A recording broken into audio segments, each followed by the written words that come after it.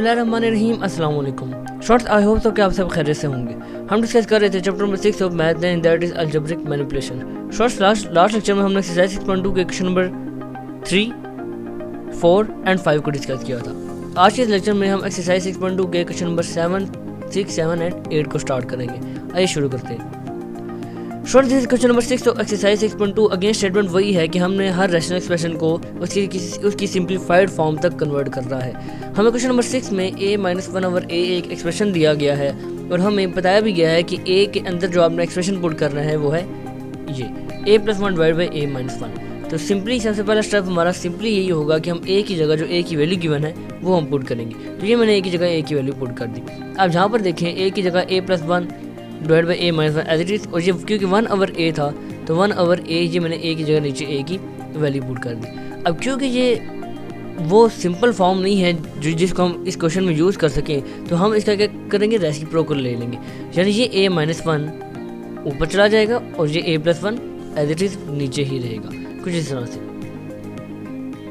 अब क्योंकि यहाँ पर कोई कटिंग नहीं हो रही, कुछ कॉमन नहीं आ रहा, तो हमने क्या देखा था कि जब कोई ना कोई कटिंग हो रही हो, ना कोई कुछ कॉमन आ रहा हो, ना ही कोई फार्मूला लग रहा हो, तो आपने क्या करना है, आपने डायरेक्ट एलसीएम ले लेना है। एलसीएम लेने का आसान तरीका ये था कि अगर तो डिनोमिनेटर सेम है तो वही एलसीएम आता था और न्यूमरेटर में कोई चेंजिंग नहीं होती थी। लेकिन जब डिनोमिनेटर डिफरेंट आ जाते थे तब हमारे लिए थोड़ा बहुत ट्रिकी हो जाता था।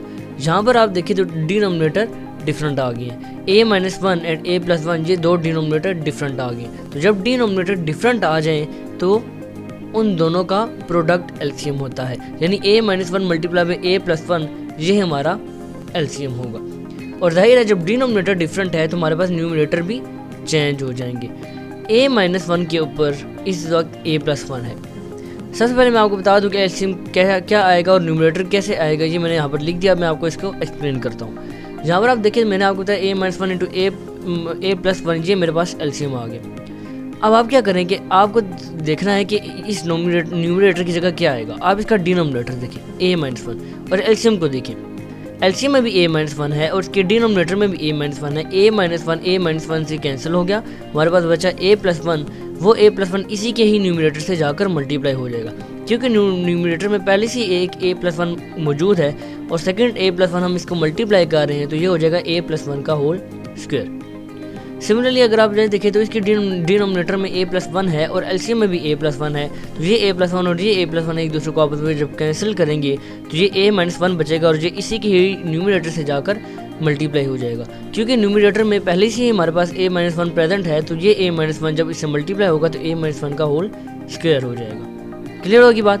ये वो तरीका था कि जब डिनोमिनेटर डिफरेंट आ जाए तो आपने एलसीएम किस तरह से लेना है। अब आप अगर देखें तो न्यूमरेटर में और डिनोमिनेटर में दोनों में ही सिंप्लीफिकेशन हो रही है। न्यूमरेटर में हमारे पास स्क्वायर का फार्मूला लग रहा है, जैसा कि आप जानते हैं कि a+b होल स्क्वायर का फार्मूला क्या होता है। अगर यहाँ पर मिड में माइनस है तो 2ab के साथ माइनस आएगा, और यहाँ अगर मिड में प्लस है तो 2ab के साथ प्लस आएगा, बाकी साइन एज इट इज रहेंगे। और यहाँ पर हम फार्मूला खोलेंगे। अब फार्मूला कैसे खोलेंगे, आप देखें यहाँ पर a की जगह a ही है, लेकिन यहाँ पर फार्मूले में b है, जबकि यहाँ पर b की जगह क्या है, 1 है। तो a का स्क्वायर प्लस 2ab है। a की जगह यहाँ पर a ही रहेगा और b की जगह 1 आएगा, तो 2 1 2a हो जाएगा और 1 का स्क्वायर 1 ही होता है। और यहाँ पर भी ऐसे यही होगा, सिर्फ फ़र्क क्या है कि यहाँ पर माइनस का साइन है तो 2ab के साथ यहाँ पर माइनस आएगा, कुछ इस तरह से। अब यहाँ पर फार्मूला खुल गया। अब फार्मूला खुलने के बाद इस माइनस के साइन को भी हम खोलते हैं और देखते हैं क्या क्या चीज़ें हमारे पास कैंसिल हो रही हैं। ये माइनस का साइन जब ओपन होगा तो -a² हो जाएगा, ये माइनस प्लस 2a हो जाएगा एंड ये माइनस प्लस माइनस a हो जाएगा। ये मैंने माइनस के साइन को ओपन कर दिया। अब अगर आप देखें तो ये a² प्लस में है और ये a² माइनस में है, तो एक दूसरे को आपस में कैंसिल कर रहे हैं। सिमिलरली ये प्लस a है और ये माइनस a है, ये भी एक दूसरे को आपस में कैंसिल कर रहे हैं। इनकी कैंसिलेशन के बाद हमारे पास बच जाएगा 2a + 2a और 2a + 2a 2 + 2 4 हो जाएगा। और नीचे अगर आप देखें तो एक दफ़ा एक्सप्रेशन हमें प्लस में गिवन है और एक दफ़ा माइनस में गिवन है, तो ये उसी फार्मूला की ओपन फॉर्म है जो कि a² - b² = a + b × a - b था। तो ये open form a + b × a - b given है, तो हम इसकी क्लोज फॉर्म की तरफ जाएंगे, a² - b²। a की जगह a ही है, b की जगह 1 है, तो ये हो जाएगा a² - 1²। तो हमारा फाइनल आंसर आ गया 4a/a² - 1। क्लियर हो गया, ये हमारा रिक्वायर्ड आंसर भी है। आइए हम करते हैं इसके नेक्स्ट क्वेश्चन की तरफ। Students, this is question number 7 of exercise 6.2। Again statement वही है कि हमने इस रैशनल एक्सप्रेशन को भी इसकी सिंप्लीफाइड फॉर्म में कन्वर्ट करना है। अगर स्टूडेंट्स हम यहाँ पर देखें इस एक्सप्रेशन की तरफ, तो हमेशा आप याद रखिएगा कि वेरिएबल के साथ माइनस का साइन नहीं आना चाहिए। अगर आ भी जाए तो भी कोई मसला नहीं है, लेकिन हम जो मेथडोलॉजी यूज़ करते हैं वो हम यही यूज़ करते हैं कि आपने इसको स्टैंडर्ड फॉर्म में लिखना है। और स्टैंडर्ड फॉर्म यही है कि आपने वेरिएबल को हमेशा पहले रखना होता है और कांस्टेंट को बाद में रखना है। अगर मैं यहाँ ये जो स्टैंडर्ड फॉर्म है, ये भी स्टैंडर्ड फॉर्म है क्योंकि वेरिएबल पहले और कांस्टेंट बाद में।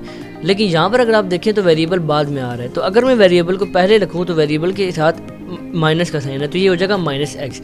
तो माइनस टर्म को पहले रखना सूटेबल नहीं लगता, ना ही ये कोई डिसेंट तरीका है प्रॉब्लम को सोल्व करने का। तो हम क्या करते हैं, हम वेरिएबल के साइन के साथ नेगेटिव नहीं चाहते तो हम माइनस को कॉमन ले लेते हैं। जब जहाँ से हम माइनस कॉमन लेंगे तो अंदर के साइन चेंज हो जाएंगे, यानी एक्स के साथ जो माइनस का साइन है ये प्लस हो जाएगा, और 2 के साथ जो प्लस का साइन है जो हम लिखते नहीं वो हो जाएगा माइनस। यानी माइनस कॉमन लेने के बाद ये हो जाएगा एक्स माइनस 2।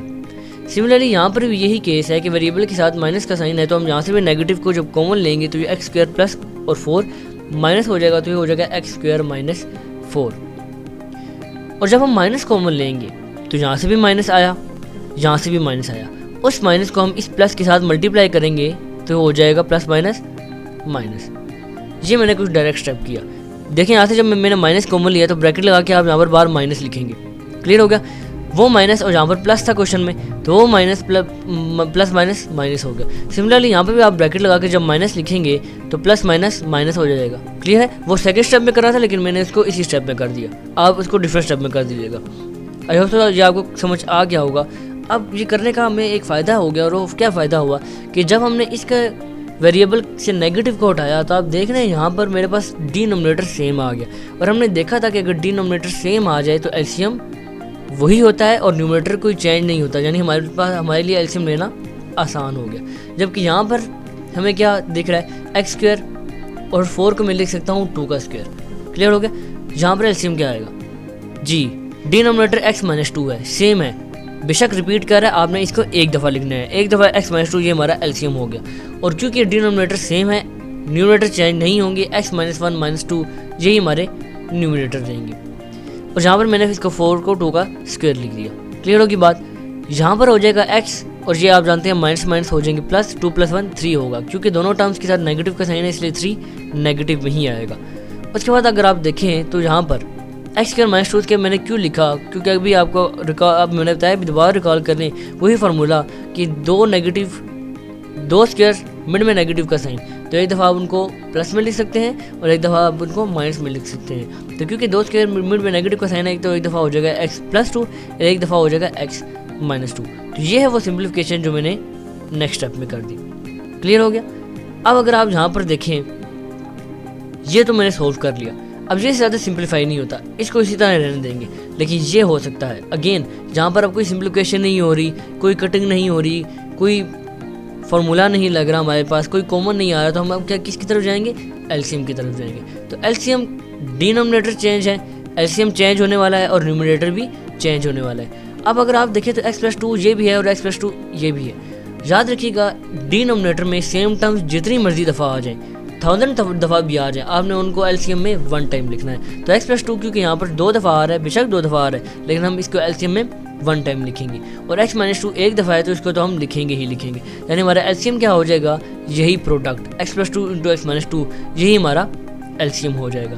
अब मुझे देखना है कि यहाँ पर न्यूमरेटर में क्या चेंजिंग आने वाली है। तो न्यूमरेटर में चेंजिंग लाने के लिए मैं इसकी डिनोमिनेटर को एलसीएम से मैच करूँगा। ये मेरा एलसीएम है, इसके एलसीएम को और डिनोमिनेटर को इसके डिनोमिनेटर को मैच किया, तो यहाँ पर एक्स प्लस 2 है और एलसीएम में भी एक्स प्लस 2 है, तो ये कटेगा तो क्या बचा, एक्स माइनस 2। ये एक्स माइनस 2 इसी के न्यूमरेटर एक्स प्लस 1 से जाकर मल्टीप्लाई हो जाएगा। अब 4 की बात करें, 4 के साथ कोई चेंजिंग होगी या नहीं, आप देखें x plus 2 into x minus 2 यही मेरा एलसीएम भी आया और यही 4 का डिनोमिनेटर भी है। तो वो एलसीएम और ये डिनोमिनेटर पूरा ही कट रहा है, कोई चीज़ बच ही नहीं रही, तो 4 एज इट इज़ आ जाएगा। ये है वो सिंप्लीफिकेशन जो मैंने आपको बताई। ये आया एलसीएम, जहाँ से एक्स प्लस 2 कटा, एक्स माइनस 2 इसके साथ जाकर मल्टीप्लाई हुआ, जहाँ पर डिनोमिनेटर भी पूरा सेम है और एलसीएम भी पूरा सेम है, पूरा ही कट जाएगा, कुछ बचेगा नहीं, तो 4 एज इट इज़ ऊपर आ जाएगा। अब यहाँ पर इसको हमने करना है मल्टीप्लाई किस तरह करेंगे, ये एक्स पूरा इस एक्स माइनस 2 से मल्टीप्लाई होगा, सिमिलरली ये 1 पूरा इस एक्स माइनस 2 से मल्टीप्लाई होगा। कैसे होगा आइए देखते हैं। एक्स से मल्टीप्लाई होकर हो जाएगा एक्स का स्क्वायर, सिमिलरली एक्स 2 से मल्टीप्लाई हो जाएगा, 2x नेगेटिव है तो -2x। फिर इस 1 की बारी है, 1x से मल्टीप्लाई होकर हो जाएगा 1x, एंड 1 2 से मल्टीप्लाई होकर हो जाएगा 2, लेकिन नेगेटिव है तो -2, और ये -4 एज इट इज रहेगा। क्लियर होगी। अब यहाँ पर देखें तो -2x plus x plus minus minus 2 में से 1 जाएंगे तो 1 बचेगा, लेकिन +1 या -1, जी नेगेटिव में 1, क्योंकि ग्रेटर वैल्यू के साथ नेगेटिव का साइन है, तो ये हो जाएगा -x, और ये माइनस माइनस प्लस 2 + 4 = 6, दोनों के साथ नेगेटिव का साइन है तो ये हो जाएगा -6। अब क्या करें जी स्टूडेंट, अब ये बन चुकी है एक क्वाड्रेटिक एक्सप्रेशन, और क्वाड्रेटिक एक्सप्रेशन को सोल्व करना हमने सीखा था बाय मिडिल टर्म ब्रेक, यानी मिड टर्म को ब्रेक करना होता है। तो मिड टर्म x आ रही है, आपने x को ब्रेक करना है। जल्दी से रिकॉल करते हैं कि ब्रेक किस तरह करना था। हमने ब्रेक इस तरह करना था, x को ऐसे 2 नंबर्स में आपको ब्रेक करना है जिनको ऐड या सब्ट्रैक्ट करने से x ही आए। इस तरह आपके लिए अगर समझना मुश्किल है तो आप x का कोफिशिएंट देख लें, जो कि इस वक्त 1 है, जो कि हम लिखते नहीं, तो आप x को छोड़ दें, आप 1 को देखें कि 1 को आपने ऐसे 2 नंबर से ब्रेक करना है जिनको ऐड या सब्ट्रैक्ट करने से 1 ही आए, और मल्टीप्लाई करने से फर्स्ट एंड लास्ट टर्म का प्रोडक्ट आए, यानी 6 आ जाए, -6 आ जाए। जी कौन सी वो टर्म्स होंगी? एग्जैक्टली 3 - 2 मेरे पास 1 ही आता है, एंड 3 2 मेरे पास 6 ही होता है। तो ये मैंने इसकी कर दी मिडिल टर्म ब्रेक। अब मिडिल टर्म ब्रेक कैसे की वो ज़रा देखिएगा। मैंने आपको बताया 3 - 2, मैंने नेगेटिव का साइन 2 के साथ क्यों नहीं लगाया, क्योंकि अगर मैं 3 - 2 लगाता तो 3 के साथ होता प्लस का साइन, और जो ग्रेटर वैल्यू का साइन होता है वही हमारे पास साइन रिटर्न हो जाता है। तो यहाँ पर नेगेटिव का साइन है, और नेगेटिव का साइन कब आ सकता है? जब ग्रेटर वैल्यू के साथ नेगेटिव का साइन हो। दैट्स वाई यहाँ पर मैंने ग्रेटर वैल्यू के साथ नेगेटिव का साइन डाला। क्लियर होगी। इसके बाद हम क्या करते थे कि फर्स्ट 2 टर्म में से कॉमन लेते थे और लास्ट 2 टर्म में से कॉमन लेते थे। फर्स्ट 2 टर्म में से आप देखिए तो दोनों में x आ रहा है, तो x कॉमन लूँगा, 2x से 1x बाहर चला गया, यहाँ पर x बचेगा और यहाँ पर -3 बचेगा। सिमिलरली यहाँ से 2 कॉमन आ रहा है, 2 कॉमन लूँगा तो अंडर ब्रैकेट अगेन x -3 ही बचेगा, कुछ इस तरह से। इसके बाद x -3 क्योंकि 2 टाइम्स ब्रैकेट में रिपीट हो रहा है तो आप इसको 1 टाइम लिख दें, एंड x और +2 ये भी ब्रैकेट के बाहर है, इसको भी आप ब्रैकेट में लिख दें। आल तो ये वो कॉन्सेप्ट नहीं है, कॉन्सेप्ट ये है कि अगर आप ये 2 टर्म्स देखें तो 2 टर्म में से x -3 अगेन कॉमन आ रहा है, तो आप x -3 को कॉमन ले लें, और कॉमन लेने के बाद यहाँ से x बचेगा और यहाँ से +2 बचेगा। दोनों तरीके मैंने आपको बता दिया, आपको जो ईजी लगता है वो आप समझ लें। ये ज़्यादा ईजी है कि x -3 2 टाइम्स आ रहा है, आप इसको 1 टाइम लिख दें ब्रैकेट में ही, और x और +2 ब्रैकेट के बाहर है, इसको भी आप ब्रैकेट में ही लिख दें। उसके बाद अगर आप देखें तो ये x -3 नहीं कट रहा, लेकिन ये x +2 और ये x +2 हमारे पास आपस में कैंसिल हो रहे हैं, तो ये कैंसिल हो जाएंगे और हमारे पास बचेगा x -3 divide by x -2 minus x -3 divide by x -2। जी अब क्या एलसीएम लेना चाहिए? क्या ज़रूरत है एलसीएम लेने की? द आंसर इज नो, क्योंकि ये पूरी टर्म हमारे पास प्लस के साइन में गिवन है और ये पूरी टर्म हमारे पास नेगेटिव के साइन में गिवन है, और प्लस माइनस एक दूसरे को कैंसिल करेंगे, हमारे पास आंसर आ जाएगा 0। क्लियर हो गया। आइए मूव करते हैं लास्ट क्वेश्चन की तरफ। Student this question number 8 of exercise 6.2। Question 1 से 7 तक एक ही स्टेटमेंट थी कि हमने उन रैशनल एक्सप्रेशन को सिंपलीफाइड फॉर्म में कन्वर्ट करना था। क्वेश्चन 8 उनसे ज़रा हट के है, हमें एक रैशनल एक्सप्रेशन दे दिया गया है और उसने कहा क्या है, what rational expression should be subtracted from this expression to get this expression, to get this expression, यानी ये आएगी इक्वल के बाद। सिंपल अल्फाज में वो कह रहा है कि इस एक्सप्रेशन में से आप कौन सा रैशनल एक्सप्रेशन माइनस करें कि आपके पास ये एक्सप्रेशन आ जाए। जी अगर मैं आपसे कहूँ कि 9 में से आप क्या माइनस करेंगे कि मेरे पास 3 आ जाए, तो सिंपल है, 9 में से आप क्या माइनस करेंगे?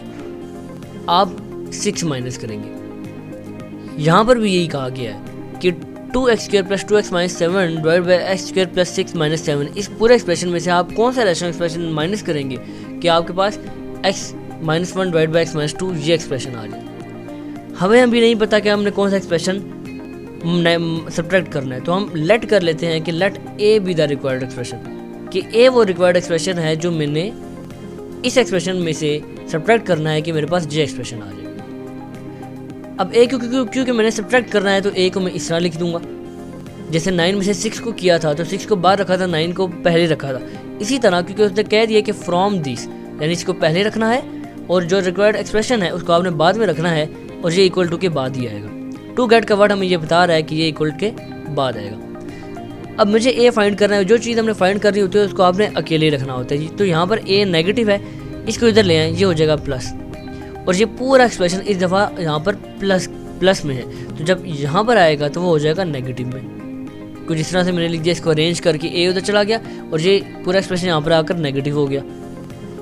अब यहाँ पर एलसीएम लेने से पहले आप देख रहे हैं कि ये क्वाड्रेटिक टर्म्स आ गई हैं, क्वाड्रेटिक एक्सप्रेशंस आ गए हैं, तो इनको हम मिड टर्म ब्रेक ही करेंगे। ऊपर वाले की मिड टर्म ब्रेक नहीं होती, क्योंकि आप देखिए तो फर्स्ट एंड लास्ट टर्म का प्रोडक्ट 2 7 14 आना चाहिए और प्लस माइनस करने से 2 आना चाहिए। ऐसे कोई भी नंबर आपको नहीं मिलेंगे जिनसे आपको ये मिड टर्म ब्रेक होती हुई दिखाई दे। आप शाम तक लगे रहें, आपसे ये मिड टर्म ब्रेक नहीं हो सकती। ऑल्दो इस मिड टर्म ब्रेक को सोल्व करने का एक दूसरा तरीका भी है जो आप क्लास 10 में पढ़ेंगे, लेकिन अभी के लिए आपको इसको सोल्व करने की ज़रूरत नहीं, क्योंकि ये आगे खुद ही कैंसिल हो जाएगी। हमने एक ही तरीका पढ़ा है मिड टर्म ब्रेक का, और मिड टर्म ब्रेक से जो भी फिलहाल नहीं होता हम उसको नहीं छेड़ेंगे, उसको एज इट इज ही रहने देंगे। ऊपर वाला एक्सप्रेशन मिड टर्म ब्रेक से सोल्व नहीं होता, लेकिन नीचे वाला एक्सप्रेशन आप देखें तो वो मिड टर्म ब्रेक से सोल्व हो सकता है। आप देखें यहाँ पर एक्स स्क्वायर प्लस 6 -6, तो x यानी x के साथ जो कोफिशिएंट है 1 को, उसको आपने इस तरह ब्रेक करना है कि ऐड सब्ट्रैक्ट करने से 1 ही आए एंड मल्टीप्लाई करने से 6 आए। अगेन वही जैसे अभी हमने पीछे देखा 3 - 2, तो ये मैंने इसकी कर दी मिड टर्म ब्रेक। लेकिन फ़र्क क्या है, इस दफ़ा यहाँ पर प्लस का साइन था, यानी ग्रेटर वैल्यू के साथ मुझे कौन सा साइन रखना है, प्लस का साइन। लास्ट दफ़ा भी हमने देखा नेगेटिव का साइन 3 के साथ रखा था, क्योंकि यहाँ पर नेगेटिव आया था। अब यहाँ पर प्लस आ रहा है तो इसका मतलब 3 के साथ प्लस रखना है और 2 के साथ माइनस रखना है। तो ये आप जितनी प्रैक्टिस करेंगे उतना आपको याद आ जाएगा। अब अगेन इसमें से कॉमन लेना है, अगेन इसमें से कॉमन लेना है, इसमें से x कॉमन आएगा, x + 3 बचेगा, इसमें से माइनस कॉमन आ रहा है और 2 भी कॉमन आ रहा है, माइनस भी आपने कॉमन लेना है और 2 भी कॉमन आ रहा है, तो x + 3 ही बचेगा। याद रहे आपने कॉमन इसी तरह लेना है कि अंडर ब्रैकेट चीज़ें सेम बचे। अगर मैं यहाँ पर माइनस को कॉमन ना लेता तो मेरे पास -x - 3 बचता, तो मेरे पास अंडर ब्रैकेट चीज़ें सेम ना बचती। तो आपने कॉमन भी इस तरह लेना है कि अंडर ब्रैकेट चीज़ें सेम बचे। तो x + 3 2 टाइम्स आ रहा है, इसको 1 टाइम लिख दें, x - 2 ब्रैकेट के बाहर है, इसको भी आप ब्रैकेट में ही लिख दें, कुछ इस तरह से। अब कोई सिम्प्लिफिकेशन नहीं हो रही तो अब क्या आ जाएगा, एलसीएम आ जाएगा। x - 2 टाइम है, एलसीएम में 1 टाइम आएगा, और x + 3 1 टाइम ही है, तो ये भी एलसीएम में 1 टाइम आएगा, यानी इन दोनों का प्रोडक्ट ही एलसीएम आएगा। एलसीएम भी यही है और इसका डिनोमिनेटर भी यही है, तो ये टर्म एज इट इज आ जाएगी। एलसीएम ये है, डिनोमिनेटर इसका ये है, तो x - 2 कटेगा, x + 3 इसके ऊपर जाकर मल्टीप्लाई हो जाएगा। ये स्टेप मैंने जल्दी से किया क्योंकि अब आपको समझ लग गई होगी और लग भी हो जानी चाहिए कि ये होगा कैसे। अब क्या होगा, इसको भी मैं डायरेक्ट मल्टीप्लाई करूँगा, x से मल्टीप्लाई होकर हो जाएगा x का स्क्वायर, x 3 से मल्टीप्लाई हो जाएगा 3x, और ये माइनस है तो -1 × x तो -x, तो ये 3x था और ये -x, तो क्या हो जाएगा 2x। सिमिलरली ये -1 3 से मल्टीप्लाई होकर हो जाएगा -3। अब नेगेटिव का साइन ओपन करेंगे तो ये -x² -2x और +3 हो जाएगा। उसके बाद आप देखें तो ये 2x² है और ये -x² है, 2 में से 1 जा रहे हैं, यानी 2x² -x² करेंगे तो x² बच जाएगा। ये 2x है और ये -2x है, प्लस में 2x माइनस में 2x कैंसिल हो गए। -7 + 3 -7 + 3 इज -4, ये सिम्प्लिफिकेशन होगी। अब अगेन आप जानते हैं कि 4 को मैं 2 का स्क्वायर दोबारा से लिख सकता हूँ, जैसे हमने क्वेश्चन 6 में देखा, वही काम यहाँ पर हो रहा है। x को मैंने 4 को मैंने 2 का स्क्वायर लिख दिया और x का स्क्वायर तो पहले से ही है। अगेन 2 स्क्वायर मिड में नेगेटिव का साइन, तो एक दफ़ा x + 2 हो जाएगा, एक दफ़ा x - 2 हो जाएगा, वही फार्मूला लगा दिया। x - 2 ऊपर भी है और नीचे भी है, कैंसिल हो जाएंगे, तो a की वैल्यू क्या आ गई, x + 2 / x + 3, यानी ये वो एक्सप्रेशन है जिसको आप इस एक्सप्रेशन में से माइनस करेंगे तो आपके पास ये एक्सप्रेशन आ जाएगा। अब अगर आपको पता लगाना है कि आपका आंसर एक्यूरेट है, ठीक है या नहीं, तो आप एक ही जगह इस एक्सप्रेशन में वैल्यू पुट कर दें जो हमने फाइंड की है और आप इसको सोल्व कर लें। इसकी मिड टर्म ब्रेक ये आई है यहाँ तक, और यहाँ पर आप इसकी जगह एक एक्सप्रेशन लिख दें, इसकी जगह आप यहाँ पर एक एक्सप्रेशन लिख दें और एलसीएम में सोल्व करें, आप देखेंगे कि हमारे पास यही एक्सप्रेशन आ जाएगा। तो आई होप सो आपको आज के लेक्चर अच्छे से समझ आ चुका होगा। इंशाअल्लाह नेक्स्ट लेक्चर में हम मज़ीद प्रॉब्लम्स को सोल्व करेंगे। थैंक यू एंड अल्लाह हाफ़िज़।